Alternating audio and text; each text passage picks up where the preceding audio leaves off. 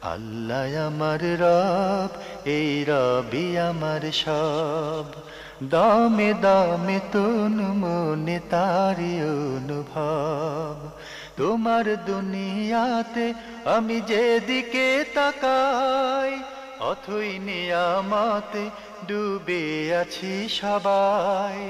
পাক পাখালির গানে শুনি তসবি কলো রব, তসবি কলো রব। আল্লাহ আমার রব, এই রবি আমার সব। আসসালামু আলাইকুম রহমতুল্লাহি ওবরাকাতুহ। দূরের এবং কাছের দর্শক শ্রোতা, অনেক অনেক প্রীতি এবং শুভেচ্ছা জানিয়ে শুরু করছি আপনাদেরই প্রিয় অনুষ্ঠান আপনার জিজ্ঞাসা। সাথে আছি আমি শরীফ বায়েজিদ মাহমুদ। দর্শক, আজও আপনাদের জিজ্ঞাসার জবাব দেবেন প্রখ্যাত আলেমে দিন, আপনাদেরই কাঙ্ক্ষিত ব্যক্তিত্ব ডক্টর মোহাম্মদ সৈফুল্লাহ। আসসালামু আলাইকুম রহমতুল্লাহি ওবরাকাতুহ। মোহতারাম, কেমন আছেন আপনি? জি আলহামদুলিল্লাহ, ভালো আছি। আলহামদুলিল্লাহ। মোহতারাম, প্রথমে একটি মেইল নিচ্ছি, পাঠিয়েছেন মাহফুজুল হক শুভ। ভাই মাহফুজুল হক শুভ, আপনি লিখেছেন, আজকাল ফরজ নামাজের পর অনেক কি দেখি মাথায় হাত দিয়ে কিছু পড়তে। জি, তাদেরকে জিজ্ঞেস করলে বলে কিছু দোয়া আছে তা পড়ে এবং অনেক ফজিলত নাকি আছে এতে। আমি একজনের কাছে শুনেছি এটা নাকি বিদআত। আসলে এমন কোনো দোয়া আছে কিনা বিস্তারিত বললে উপকৃত হব। ধন্যবাদ। আসলে ফরজ নামাজের পরে রাসূলুল্লাহ সাল্লাল্লাহু আলাইহি ওয়াসাল্লাম যে সমস্ত আজকারগুলো পড়েছেন সেগুলো সহিহ হাদিসের মাধ্যমে সাব্যস্ত হয়েছে। মানে এগুলোর প্রতি কোনো ধরনের গুঞ্জাইশ নেই, সেখানে কোনো ধরনের প্রচ্ছন্নতা নেই যে মানে কেউ এসে আবিষ্কার করতে পারবে অথবা নতুন কিছু সংযোজন করতে পারবে। কারণ সাহাবাই কেরাম মানে এগুলোর বর্ণনা দিয়েছেন, আর সাহাবাই কেরামের সামনেই তো ঘটেছে সলাতের মধ্যে। আর রাসূলুল্লাহ সাল্লাল্লাহু আলাইহি ওয়াসাল্লাম সলাত যারা বর্ণনা করেছেন তারা কিন্তু একজন দুইজন নয়, বহু সাহাবাই কেরাম বর্ণনা করেছেন। ফলে ফরজ সলাতের পরে রাসূলুল্লাহ সাল্লাল্লাহু আলাইহি ওয়াসাল্লাম যে আজকারগুলো পড়তেন সেগুলো সবগুলোকেই শেখ মোহাম্মদ বিন সাঈদ আল কাহতানি হাফিজাহুল্লাহ তাআলা তিনি তার একটি কিতাবের মধ্যে সংকলন করেছেন, এর নাম হচ্ছে হিসনুল মুসলিম। অবশ্য তার আগে ইমাম বাইহাকি রহমতুল্লাহ কিতাব দাওয়াতের মধ্যে সংকলন করেছেন, এবং নবী রহমতুল্লাহ কিতাব আজকারের মধ্যে সংকলন করেছেন, ইবনে সুন্নি রহমতুল্লাহ আমলুল ইয়াউমুল লাইল সংকলন করেছেন। এভাবে আরও বহু মানে কিতাবের মধ্যে দাওয়াতুল কবিরের মধ্যে সংকলিত হয়েছে, কিতাবুদ দোয়া এর মধ্যে সংকলন হয়েছে। মানে এই রাসূলুল্লাহ সাল্লাল্লাহু আলাইহি ওয়াসাল্লামের মোটামুটি দোয়ার বিষয়গুলো এগুলো এমনি তো হাদিসের কিতাবগুলোর মধ্যে তো আছেই, মানে সুনানের কিতাবগুলোর মধ্যে রয়েছে। বাকি অতিরিক্ত এ বিষয়ে ভিন্ন কিতাবও মানে ওলামায়ে কেরামদের মধ্যে আহলুল হাদিসদের মধ্যে অনেকেই লিখেছেন, অনেকের বক্তব্য রয়েছে, সংকলন রয়েছে। তাই এগুলো একেবারেই অস্পষ্ট কিছুই না, মূলত স্পষ্ট বিষয়। কিন্তু মানে এরপরেও মানে আমাদের সমাজের মধ্যে মানে বহু বেদাত বা বহু নূতন আবিষ্কৃত বিষয় মানে এখানে ঢুকে গিয়েছে, ফাঁকে ফাঁকে অনেক কিছু ঢুকে গিয়েছে। কারণ শয়তান তো আর বসে নেই। মানে শয়তান যদি মানে ইবাদতের জায়গায় যদি ইবাদতের নামে আরেকটি জিনিস ঢুকে দিতে পারে, তাহলে আমরা প্রকৃত যে ইবাদতটি রয়েছে, যে আমলটি রাসূলুল্লাহ সাল্লাল্লাহু আলাইহি ওয়াসাল্লাম করেছেন, সেই আমল থেকে আমাকে বিচ্যুত করতে পারলেই, শুধুমাত্র একটু সরাতে পারলেই শয়তান সাকসেস হয়ে গেল, শয়তানের সফলতা হয়ে গেল। মানে এই জন্য শয়তান কিন্তু এক্ষেত্রে অত্যন্ত অগ্রগামী। সে চেষ্টা করে যায় মানে দোয়া যেটা রাসূলুল্লাহ সাল্লাল্লাহু আলাইহি ওয়াসাল্লাম শিক্ষা দিয়েছেন সেটা কিভাবে বাদ দেওয়া যেতে পারে, তাহলে মানে অন্য দোয়া এখানে এসে স্থান করে নেবে।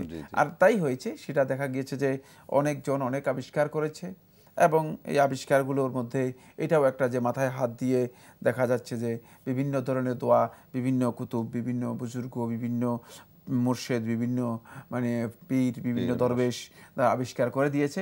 আর আমরা সেটাকে অনুসরণ করার জন্য চেষ্টা করছি, যেহেতু আল্লাহ নবী সাল্লাল্লাহু আলাইহি ওয়াসাল্লামের যে সুন্নাহ, নবী সাল্লাল্লাহু আলাইহি ওয়াসাল্লামের দেখানো যে নির্দেশনা রয়েছে সেটা আমাদের জানা না থাকার কারণে আমরা মনে করছি যে এটা করলে মনে হয় অনেক বেশি ফজিলত হবে, অনেক বেশি আমরা ফজিলত পাবো। আসলে ফজিলত মূলত রাসূলুল্লাহ সাল্লাল্লাহু আলাইহি ওয়াসাল্লাম যে কাজটি করেছেন তোর মধ্যেই রয়েছে। লাকাদ কানা লাকুম ফি রাসূলিল্লাহি উসওয়াতুন হাসানাহ, তোমাদের জন্য আল্লাহ রাসূলের মধ্যে উত্তম আদর্শ রয়েছে। সুতরাং রাসূল সাল্লাল্লাহু আলাইহি ওয়াসাল্লামের দেখানো পথ যদি আমরা অনুসরণ না করি, আমাদের মন গড়া পথ দিয়ে আমরা যদি চলি, তাহলে কিন্তু আমরা সত্যিকার উত্তম যে আদর্শ, সে আদর্শ বর্জন করে আমরা উত্তম আদর্শের বিপরীত যে আদর্শ রয়েছে, অর্থাৎ অদম আদর্শ যেটা রয়েছে, সেটাকে আমরা মূলত গ্রহণ করব। তার মানে হচ্ছে মুহতারাম, আপনি বলতে যাচ্ছেন, আপনার আলোচনার প্রতীয়মান হলো যে এরকম কোনো নির্ধারিত দ্বারা সহিহ সুন্নাহ দ্বারা সাব্যস্ত হয়নি। জি, ধন্যবাদ ভাই মাহফুজুল হক শুভ, আপনি যথার্থই বলেছেন। এবং মুহতারামের আলোচনা এটা স্পষ্টত প্রতীয়মান হলো যে এটা আসলে একটা বেদাত, সুন্নাহ দ্বারা এটি প্রমাণিত না। এরপরের চিঠি মোহাম্মদ আবুল হোসেন লিখেছেন, ভাই আপনি ইতিপূর্বে আপনার দুটি প্রশ্নের উত্তর একটি এপিসোডে আমরা দিয়েছি। আপনার একটি প্রশ্ন ছিল, কিছুদিন পূর্বে জনৈক খতিব সাহেব জুমার নামাজের খুতবা পরবর্তী বয়ানে একটি হাদিসের উদ্ধৃতিপূর্বক বললেন যে সামান্যতম ঈমান নিয়ে মৃত্যুবরণকারী ব্যক্তিও বেহেশতে যাবে। এ বিষয়ে কিছু হাদিসও পাওয়া যায়, অথচ কোরআনের বহু আয়াতে কারিমায় বলা হয়েছে জাহান্নামী ও জান্নাতি চিরস্থায়ী জাহান্নাম ও জান্নাতের অধিবাসী হবে। এই প্রসঙ্গে সূরা হুদের 106 ও 107 বলা হয়েছে, অতঃপর যারা হবে হতভাগ্য পাপী তারা থাকবে জাহান্নামের আগুনে, সেখানে তাদের জন্য থাকবে আযাবের ভয়াবহ চিৎকার ও যন্ত্রণার ভয়াল আর্তনাদ, তারা সেখানে চিরকাল থাকবে। একইভাবে 108 নম্বর আয়াতে সৌভাগ্যবান জান্নাতীদের কথা বলা হয়েছে যে তারাও সেখানে চিরকাল থাকবে। আমার জানার ইচ্ছা, খালেস তাওবা ব্যতিরেকে কবিরা গুনাহসহ মৃত্যুবরণকারী ব্যক্তি চিরস্থায়ী জাহান্নামী হবে কি? একইভাবে কবিরা গুনাহসহ মৃত্যুবরণকারী ইমানদার ব্যক্তি দোজক থেকে মুক্তি পাবে কি? কোরআন হাদিসের আলোকে ব্যাখ্যা প্রত্যাশী। ধন্যবাদ, খুবই গুরুত্বপূর্ণ প্রশ্ন করেছেন, যে প্রশ্নটি আসলে মানে বড় ধরনের বিতর্কিত বিষয়। যাই হোক, মানে প্রথম কথা হচ্ছে জাহান্নামী যারা হবেন তারা চিরস্থায়ী হবে, এ কথাটি শুদ্ধ নয়। মানে খালিদিন ফিহা, এই বক্তব্যগুলো এসেছে জাহান্নামীদের মধ্যে আবাদা। খালিদিন ফিহা, এই যে খুলুদের কথা উল্লেখ করা হয়েছে, এই খুলুদটা হচ্ছে মূলত মানে তাদের স্থায়িত্বের কথা বলা হচ্ছে। সেই স্থায়িত্বটি মানে সেটা কি একেবারেই স্থায়ী চিরস্থায়ী নাকি চিরস্থায়ী যেটাকে বলছেন, নাকি এটি আসলে একটি নির্দিষ্ট সময় যেটা আল্লাহ সুবহানাহু ওয়া তাআলা মানে চাচ্ছেন ততদিন পর্যন্ত স্থায়ী? এইটাই হলো মানে আসল কথা। জেলখানার মেয়াদের তাদের মতো। আযাবটা স্থায়ী হবে এটা বোঝানোর জন্য, নাকি তাদের মানে বসবাসটা স্থায়ী হবে এটা বোঝানোর জন্য? এই নিয়ে আহলুত তাফসীরদের মধ্যে দীর্ঘ বক্তব্য রয়েছে। মানে এটি এই নসগুলো বা এই যে দলিলগুলো রয়েছে কোরআনে কারীমের মধ্যে, এই নুসুসগুলো এর বুঝের মধ্যে মূলত আলেমদের মধ্যে মতবিরোধ অথবা মত পার্থক্য রয়েছে। বাকি সুস্পষ্ট বক্তব্য থেকে যেটা বোঝা যায় সেটা হলো এই যে আল্লাহ সুবহানাহু ওয়া তাআলা একজন লোককে আল্লাহ রাব্বুল আলামিন মানে গুনাহের কারণে জাহান্নামে দিবেন। তারপর রাসূলুল্লাহ সাল্লাল্লাহু আলাইহি ওয়াসাল্লাম সহিহ হাদিস থেকে এটা প্রমাণিত হয়েছে, এরপরে আল্লাহ সুবহানাহু ওয়া তাআলা মানে জাহান্নামীদের মধ্য থেকে একদল লোককে আল্লাহ রাব্বুল আলামিন মানে ঈমানের কারণে তাদেরকে জাহান্নাম থেকে আবার কি করবেন, আল্লাহ রাব্বুল আলামিন বের করে নিয়ে আসবেন। এদেরকে বলা হবে জাহান্নামীয়িন। হাদিসের মধ্যে রাসূলুল্লাহ সাল্লাল্লাহু আলাইহি ওয়াসাল্লাম বলেছেন যে এদেরকে বলা হবে জাহান্নামীয়িন। পরবর্তী সময় তাদেরকে আবার জান্নাতে প্রবেশ করানো হবে। তাহলে বোঝা গেল যে মূলত তাদের স্থায়িত্বের বিষয়টি যতদিন পর্যন্ত আল্লাহ রাব্বুল আলামিন ইচ্ছা করেন ততদিন পর্যন্ত স্থায়িত্ব তাদের থাকবে। রাসূলুল্লাহ সাল্লাল্লাহু আলাইহি ওয়াসাল্লাম হাদিস থেকে এটা স্পষ্ট হয়েছে যে মূলত মানে আল্লাহ রাব্বুল আলামিন একদল লোককে জাহান্নাম থেকে বের করবেন। আর এটাই অন্য আরেকটি হাদিসের মধ্যে রাসূলুল্লাহ সাল্লাল্লাহু আলাইহি ওয়াসাল্লাম বলেছেন যে মান কানা ইউখরাজু মিনান নারি মান কানা ফি কলবিহি মিসকালু যাররাতিন মিন ঈমান, যার অন্তরের মধ্যে একেবারে যাররাহ পরিমাণ, যাররা হচ্ছে মনে করেন অনুবা পরমাণু, একেবারে সামান্য যাররা পরমাণুকে বলা হয় তাকে, মানে একেবারে সামান্য পরিমাণ ঈমান থাকবে, তাকেও জাহান্নাম থেকে বের করা হবে। এটা আল্লাহ রাব্বুল আলামিন জাহান্নাম থেকে মানে বের করে নেবেন ঈমানের কারণে। তো এই হাদিসগুলো প্রমাণ করে যে মূলত মানে একদল লোক কবিরা গুনাহ করার পরেও তারা মূলত জাহান্নামে যাবে, জাহান্নামে শাস্তিপ্রাপ্ত হওয়ার পরে তারা আবার জান্নাতি হবে। এখানে একটি বিষয় আমাদেরকে বুঝতে হবে, সেটা হলো এই মানে কোরআনে কারীমের বক্তব্যগুলোকে রাসূলুল্লাহ সাল্লাল্লাহু আলাইহি ওয়াসাল্লামের হাদিসের বক্তব্যের মাধ্যমে ব্যাখ্যা করতে হবে। এখন যদি আপনি কোরআনে কারীমের বক্তব্যগুলোকে শুধুমাত্র মানে গ্রহণ করেন আর হাদিসের বক্তব্যগুলো যদি পাশে না আনেন, তাহলে আপনি কিন্তু কোরআনে কারীমের নির্দেশনাগুলো যথাযথভাবে আপনি উপলব্ধি করতে পারবেন না। কারণ কোরআনে কারীমের বক্তব্যগুলোকে আল্লাহ সুবহানাহু ওয়া তাআলা সেখানে মানে এত এক্সপ্লেইন করেন নাই। কোরআনের মধ্যে জিনিসটাকে আল্লাহ রাব্বুল আলামিন শুধুমাত্র মূলনীতি হিসেবে তুলে ধরেছেন এবং সেখানে রাসূলুল্লাহ সাল্লাল্লাহু আলাইহি ওয়াসাল্লাম হাদিসের মধ্যে বিষয়গুলোকে স্পষ্ট করেছেন এবং হাদিসের মাধ্যমে বিষয়গুলো এসেছে। যেহেতু হাদিসের মধ্যে রাসূলুল্লাহ সাল্লাল্লাহু আলাইহি ওয়াসাল্লাম একাধিক সহিহ হাদিসের মধ্যে, বরং এই বাবের মধ্যে আমার জানা মতে অনেকগুলো সহিহ হাদিস রয়েছে, একটি দুটি না, অনেকগুলো সহিহ হাদিস রয়েছে। হাদিসের মধ্যে রাসূলুল্লাহ সাল্লাল্লাহু আলাইহি ওয়াসাল্লাম স্পষ্ট করে বলেছেন যে আহলুল কাবায়ের যারা হবে, যারা কবিরা গুনাহকারী হবে, তারা মূলত মানে ফি মাশিয়াতিল্লাহ, আল্লাহ রাব্বুল আলামিনের ইচ্ছার উপর থাকবেন আল্লাহ সুবহানাহু ওয়া তাআলা যাকে ইচ্ছা ক্ষমা করবেন, যাকে ইচ্ছা আল্লাহ সুবহানাহু ওয়া তাআলা মানে শাস্তি দেবেন। এটা আল্লাহ রাব্বুল আলামিনের মাশিয়াতের মধ্যে থাকবে। এরপর যে শাস্তি প্রাপ্ত হবে জাহান্নামী হবে। যদি ঈমান তার থেকে যায় তাহলে ঈমানের কারণে হয়তো একদল লোককে যাদেরকে আল্লাহ সুবহানাহু ওয়া তাআলা মেহেরবানি করে মুক্তি দেবেন, তাদের মধ্যে হয়তো আবার অন্তর্ভুক্ত হয়ে জান্নাতি হতে পারে। তাই মানে জান্নাতে চিরস্থায়ী হবে এই বক্তব্যটি কিন্তু মানে যেভাবে আল্লাহ সুবহানাহু ওয়া তাআলা জান্নাতীদের ক্ষেত্রে বলেছেন, কিন্তু জাহান্নামীদের ক্ষেত্রেও আল্লাহ রাব্বুল আলামিন বলেছেন যে তারা স্থায়ীভাবে জাহান্নামে যাবে। কিন্তু এই স্থায়ীভাবের অর্থ হচ্ছে এই খুলুদটা, এটাকে আরবি ভাষায় খুলুদ শব্দের অর্থ যখন আপনারা দেখবেন, তখন আরবি ভাষায় যখন যাবেন দেখবেন যে হুয়াল মাকসু, মানে এটি আল মাকস অবস্থান করা, মানে দীর্ঘ অবস্থান করা, আল মাকসু তওয়িল দীর্ঘ অবস্থান করা, মানে এই দীর্ঘ অবস্থানটা সেটা কতদিনের জন্য হবে সেটা ফি মাশিয়াতিল্লাহি সুবহানাহু ওয়া তাআলা, আল্লাহ রাব্বুল আলামিনের ইচ্ছার উপর নির্ভর করছে। কারণ আল্লাহ সুবহানাহু ওয়া তাআলাই তো ভালো জানেন যে তিনি কতদিন পর্যন্ত তাদেরকে জাহান্নামের মধ্যে স্থায়ীভাবে শাস্তি দেবেন অথবা স্থায়ীভাবে তারা থাকবে। আল্লাহ আমার রব, এই রবি আমার সব। আল্লাহ আমার রব, এই রবি আমার সব। এরপর একটি ইমেইল পাঠিয়েছেন জেসমিন আক্তার ময়মনসিংহ থেকে। আপনি লিখেছেন, সালাম আলাইকুম, আমার স্বামী রাগ করে ৩-৪ জনের সামনে আনুমানিক ৩ থেকে ৪ মাস আগে একসাথে ৩ তালাক বলে ফেলেছে। আমার স্বামী আবার স্বীকার করেছে আমি রাগের মাথায় বলেছি। এটা কি তালাক হয়ে গেছে? আবার সংসার করতে চাইলে কি করতে হবে বা পারবো? অনেক মুফতি বলেছেন আবার অন্য জায়গায় বিয়ে হলে সেই স্বামী যদি আমাকে ছেড়ে দেয় তাহলে ৩ মাস পরে আমি আগের স্বামীর সাথে বিয়ে হলে সংসার করতে পারবো। আমি এখন কি করব দয়া করে বলবেন। ধন্যবাদ আপনাকে, অত্যন্ত গুরুত্বপূর্ণ জীবন ঘনিষ্ঠ প্রশ্ন করেছেন। প্রথম কথা হচ্ছে যে তিনি মানে রাগ করে রাগের মাথায় কয়েকজনের সামনে মানে তিনি একসাথে 3 তালাক দিয়েছেন। প্রেক্ষাপটটি মানে তাকেই বলতে হবে তিনি কোন প্রেক্ষাপটে মানে কি বলেছেন। কারণ হলো মানে স্বামীকে বলতে হবে, যিনি বাদী তিনি বলবেন যে আসলে তিনি কি করেছেন। মানে মানে শরিয়ার বিধান হচ্ছে তিনি স্পষ্ট করবেন তার অবস্থাটা কী ছিল। তখন সেখানে মুফতি সাহেব যিনি আছেন তিনি ক্লিয়ার করবেন যে তার এই তালাক হয়েছে কি হয় নাই।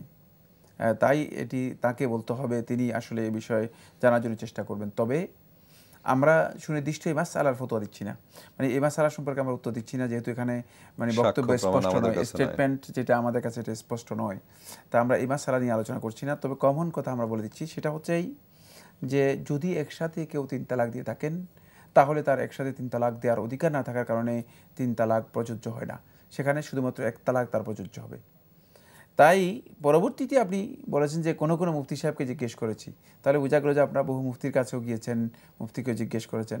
যে মুফতি সাহেব এই ফতোয়া দিয়েছেন যে না 3 তালাক হয়ে গেছে অন্যত্র বিয়ে দিতে হবে, এই বক্তব্য শুদ্ধ নয়।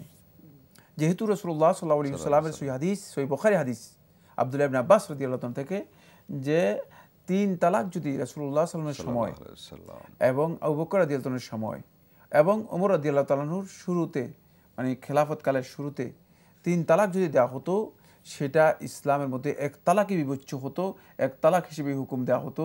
আল্লাহ রাসূল সাল্লাল্লাহু আলাইহি ওয়াসাল্লাম সেটাকে 3 তালাক হিসেবে গ্রহণ করতেন না, মানে এট এ টাইম এই 3 তালাক কখনো গ্রহণযোগ্য হতো না। কারণ কি? কারণ স্পষ্ট যে রাগের মাথায় হয়ে গেল না সেটা যেভাবে মানে আপনি মানে আমরা কমন বিধান দিচ্ছি, এই মাসআলা বলছি না, মানে সেটা হলো আপনার কাছে 1 টাকা আছে তা আপনি 3 টাকা দিবেন কোত্থেকে? না আপনার অধিকারই তো নেই, আপনার কাছে ক্ষমতা আছে 1 তালাক দেওয়ার, যেমনিভাবে আপনি 10 তালাক দেওয়ার একজন নারীকে ক্ষমতা নেই। কারণ 10 তালাক দিলে তবে আপনি 10 তালাক কিন্তু প্রযোজ্য হবে না। কেন প্রযোজ্য হবে না? মানে শরীয়তের বিধানই নাই না, কারণ বিধানই নেই, ক্ষমতা নেই, আপনার ক্ষমতা নেই। তাহলে তো তার কাছে 10 তালাক হয়ে দিয়ে দিলে একজন নারীকে, তাহলে সে এখানে 3 তালাক, আরেক স্বামীর কাছে 3 তালাক, মোট 6 তালাক, আরেক স্বামীর কাছে 3 তালাক, 9 তালাক, আরো একটা অতিরিক্ত থেকে যাচ্ছে।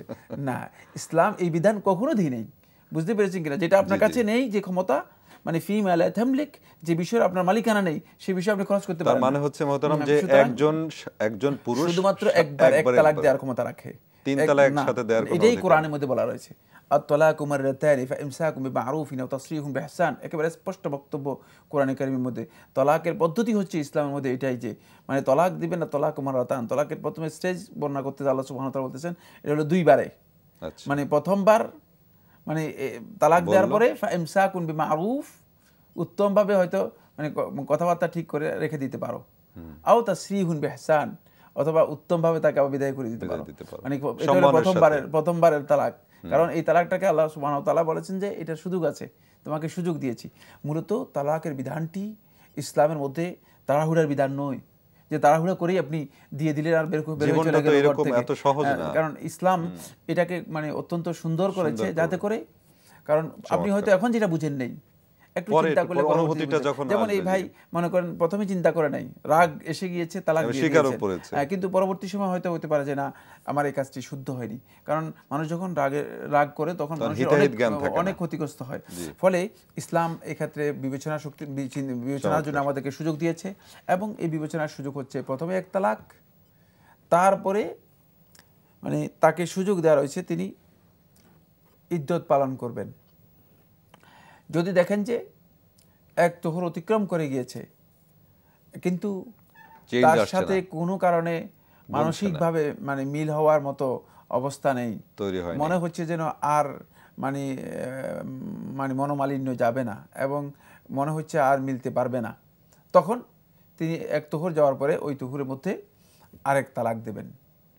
আরেক তালাক দিয়েও চিন্তা করবেন, এবং সেও চিন্তা করবে, নিজেকে মানে চিন্তা করবে যে সম্ভব কিনা। আমার কোনো ভুল আছে কিনা। তারপরে যদি যখন আরেক তুহুর আসবে, মানে আরেকটা যখন মানে পিরিয়ড শেষ হবে, পিরিয়ড শেষ হওয়ার আরেকটা তুহুর আসবে, তখন লাস্ট তালাক দেবেন। এখন এই 3 তালাক দেওয়ার পরে তার জন্য আর চিন্তা করার সুযোগ থাকবে না।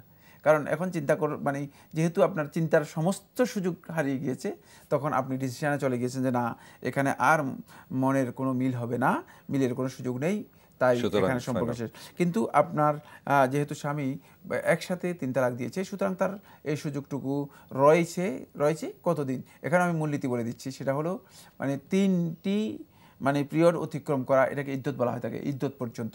3 পিরিয়ড যখন অতিক্রম করে যাবে তখন বাইনুনা সোগরা হয়ে যাবে। বাইনুনা সোগরা কি? বাইনুনা সোগরা হচ্ছে তখন মূলত এই স্বামী এবং স্ত্রীর মধ্যে একটা স্থায়ী একটা বিচ্ছেদ হয়ে যাবে, যে বিচ্ছেদের কারণে একজন ইচ্ছা করলে এখন আর একজন আরেকজনকে থাকতে পারবে না, এবং একজন আরেকজনের সাথে সম্পর্ক তৈরি করতে পারবে না যতক্ষণ পর্যন্ত নতুন করে বিয়ে না হবে, নতুনভাবে মোহর নির্ধারিত না হবে। নতুন বিয়ে, নতুন করে মানে মোহর নির্ধারণের মাধ্যমে মানে সে আবার দ্বিতীয়বার মানে তার স্ত্রীকে ফেরত নিতে পারবে। কিন্তু যদি বাইনুনা কুবরা হয়ে যায়, বাইনুনা কুবরা হচ্ছে ওই যে 3টা পিরিয়ডের পরে যদি মানে 3 তালাকই কমপ্লিট হয়ে যায়, তাহলে কিন্তু সেক্ষেত্রে মানে ওয়ালা হাত্তা তানকিহা ওয়ালা ইয়াহিল্লু লাকুম হাত্তা তানকিহা যাওজান গায়রা, যে যতক্ষণ পর্যন্ত আরেক মানে অন্যত্র বিয়ে তার না হবে, এবং সেখান থেকে যতক্ষণ পর্যন্ত সে মানে কমপ্লিটলি মানে বিয়ে থেকে মানে যদি কোনো কারণে সে তালাক প্রাপ্ত হয়, তাহলেই শুধুমাত্র সুযোগ আছে এই স্বামী তাকে নিতে পারবে। কারণ এটি ইসলামের মধ্যে একটু কঠিন করা হয়েছে, আর কঠিন করার প্রয়োজন রয়েছে, যেহেতু 3টা সুযোগ আপনাকে দেওয়া হয়েছে, এই সুযোগটুকু সেখানে হারিয়ে গেছে। একটু প্রসঙ্গত জানার জন্য আমার, যে আপনি বললেন যে প্রথম যে তালাক দিল, তালাক কার্যকর হয়ে গেল বললেন, এক তালাক কার্যকর, ওই সময় কি তারা একসাথে সংসার মানে তারা যদি পরস্পর মিলে যায় তাহলে কোনো অসুবিধা নেই, সংসার একই সাথে থাকতে পারবে, সমস্যা নেই। ওকে, ধন্যবাদ। আশা করছি বোন জেসমিন আখতার আপনার প্রশ্নের উত্তর চমৎকারভাবে পেয়েছেন। তবে উনি বলেছেন যে আপনার মাসালাটা যেহেতু এখানে বিস্তারিত আলোচনা করার সুযোগ নেই, কিন্তু নীতিগত যে বিষয়গুলো এটা ক্লিয়ার করেছেন মহতরম।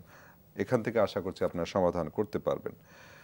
এরপরে নিচে আরেকটি মেইল পাঠিয়েছেন শরিয়তপুর থেকে তসলিম আহমেদ। আপনি লিখেছেন, আসসালামু আলাইকুম। ওয়ালাইকুম আসসালাম রহমতুল্লাহ। আমি আপনাদের অনুষ্ঠানটি নিয়মিত দেখি, আমার খুব ভালো লাগে। আমার প্রশ্ন, যখন আমার বাচ্চা পেটে আসে তখন অনেক অসুস্থ হয়ে পড়ি। অনেক কষ্টে 2টি ছেলে সন্তান হয়েছে, এর মাঝে 2টি বাচ্চা নষ্ট করেছি। কারণ এতই অসুস্থ ছিলাম, সংসার করার মতো অবস্থা ছিল না। তখন আমার মনে হয় কিভাবে সুস্থ হব। এখন আমি কি আমল করলে আল্লাহ আমাকে পাপ থেকে ক্ষমা করবেন? এর জন্য নির্দিষ্ট আমল থাকলে জানালে পরকালের জন্য খুবই উপকৃত হব। এই পাপের ভয়ে কিছুতেই শান্তি পাচ্ছি না। হ্যাঁ, প্রশ্ন পেয়েছি। আপনি দুটি সন্তান আছে, জি আবার দুটি সন্তান অসুস্থতার কথা বলে ওনারা নষ্ট করেছেন আর কি। জি জি আমি বুঝতে পেরেছি প্রশ্ন। এখন কথা হচ্ছে যেটা, এখন সেটা হলো অনুতপ্ত হচ্ছেন। প্রথম কাজ যেটি আপনি করবেন সেটা হচ্ছে আপনি তওবা করবেন। আল্লাহ রাব্বুল আলামিনের কাছে ইচ্ছাকৃতভাবে যে গুনাহের কাজটি করেছেন সেটা কিন্তু ছোট গুনাহ নয়, বড় ধরনের গুনাহই করেছেন। তাই আপনারা আল্লাহ রাব্বুল আলামিনের কাছে তওবা করবেন। আল্লাহ সুবহানাহু ওয়া তাআলা যদি মেহেরবানি করে আপনাদের ক্ষমা করেন, সেটা আল্লাহ রাব্বুল আলামিন ক্ষমা করতে পারেন, তিনি তওবা কবুল করেন বান্দাদের। দ্বিতীয় কাজটি হচ্ছে যেটা, সেটা হলো যেহেতু মানে এখানে হক নষ্ট হয়েছে, সেক্ষেত্রে আপনি সদকা করতে পারেন। আপনি মানে অধিক পরিমাণে সদকা করতে পারেন। এর জন্য যে সদকাটি রয়েছে সেটা আপনি মানে করতে পারেন, এবং সেটা আপনার সদকা করাটা আপনার জন্য উত্তম হতে পারে। সেক্ষেত্রে মানে চেষ্টা করুন বেশি পরিমাণে সদকা করার জন্য, যেন এটা আল্লাহ সুবহানাহু ওয়া তাআলা মেহেরবানি করে পরবর্তী সময়ের জন্য। সদকাটা কি মানে জানি সদকা মানে দান করতে পারেন, যে কোনো সময় দান করতে পারেন। অনেকে এর জন্য গোলাম আজাদের বিষয়টিও হাদিসের মধ্যে রয়েছে, কিন্তু এখন তো গোলাম আজাদ করার মতো সুযোগ নেই। এখন এই জন্য মানে বেশি পরিমাণে তিনি সদকা করে দিলেন, আল্লাহর রাস্তায় দান করে দিলেন, যতটুকু সম্ভব তিনি দান করে দিতে পারেন। জি, বোন তাসলিম আহমেদ, আপনার প্রশ্নের উত্তর আশা করছি পেয়েছেন। আমরা দোয়া করি, আল্লাহ রাব্বুল আলামিন তওবার কথা বলেছেন মহতারাম, সেই তওবা করুন আপনি, এবং যে আমলের কথা বললেন অর্থাৎ সাদাকার কথা, এটা বেশি বেশি করুন। আমরা আল্লাহ রাব্বুল আলামিনের কাছে দোয়া করছি, আল্লাহ রাব্বুল আলামিন যেন আপনাকে আমাদের সবাইকে মাফ করে দেন। মহতারাম, আজকেও হাতের সময় নেই, আপনাকে অসংখ্য ধন্যবাদ চমৎকারভাবে দর্শকদের প্রশ্নের উত্তর দেওয়ার জন্য। আপনাকে অসংখ্য ধন্যবাদ। দর্শক শ্রোতা, এতক্ষণ মহতারাম আপনাদের পাঠানো ইমেইল এবং চিঠিগুলোর চমৎকারভাবে কোরআন এবং হাদিস ভিত্তিক দালিলিক প্রশ্ন উত্তর দিলেন। আশা করছি আজকের এই আলোচনা থেকে আমরা নিজেদের জীবনে আমূল পরিবর্তন আনতে সক্ষম হব। মহান মাবুদের কাছে এই প্রার্থনা করছি, আপনারা আগামীতে আমাদের কাছে চিঠি লিখুন। ঠিকানা বলছি, পরিচালক আপনার জিজ্ঞাসা, এনটিভি, বিএসসিসি ভবন, 102 কাজী নজরুল ইসলাম এভিনিউ, কারওয়ান বাজার, ঢাকা 1215। ইমেল করতে পারেন আপনার জিজ্ঞাসা @ntvbd.com। সম্মানিত দর্শক শ্রোতা, আপনারা এই অনুষ্ঠানটি অনলাইনে দেখার জন্য লগ ইন করুন www.ntvbd.com এ। আজ এ পর্যন্ত, দেখা হবে ইনশাআল্লাহ আগামী কোনো অনুষ্ঠানে। সে পর্যন্ত আপনারা যে যেখানে আছেন সবাই ভালো থাকুন, থাকুন নিরাপদে। আসসালামু আলাইকুম ওয়া রাহমাতুল্লাহি ওয়া বারাকাতুহু। আল্লাহ আমার রব, এই রবি আমার সব, দামে দামে তন মনে তারি অনুভব। তোমার দুনিয়াতে আমি যেদিকে তাকাই, অথই নিয়ামতে ডুবে আছি সবাই।